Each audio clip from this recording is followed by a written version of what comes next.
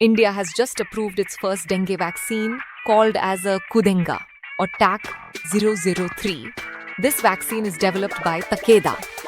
However, not a cakewalk to the limelight. This vaccine went through years of research, multiple clinical trials, and more than 28,000 participants across its global clinical program before it got approved. In today's Research Decode video, we will review the process that led to this vaccine's approval. A large Phase 3 efficacy trial, an additional Phase 3 study in India, and regulatory review by India's drug authorities. So, what exactly did the researchers test? And why was dengue vaccination such a difficult scientific problem in the first place? Let's find out. Why is developing a dengue vaccine so challenging?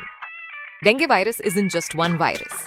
There are 4 major serotypes: DENV1, DENV2, DENV3, and DENV4.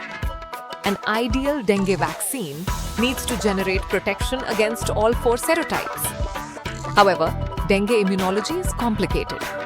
Infection with one serotype can provide long-lasting protection against that serotype, but immunity against one serotype does not necessarily protect you against the other 3. This was a major challenge for vaccine researchers. So, what exactly is Kudenga? Kudenga is a live attenuated tetravalent dengue vaccine. Live attenuated means the vaccine contains a weakened form of the virus that causes the disease.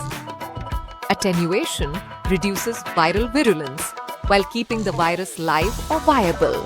Tetravalent means that it is designed to generate immunity against all 4 dengue serotypes.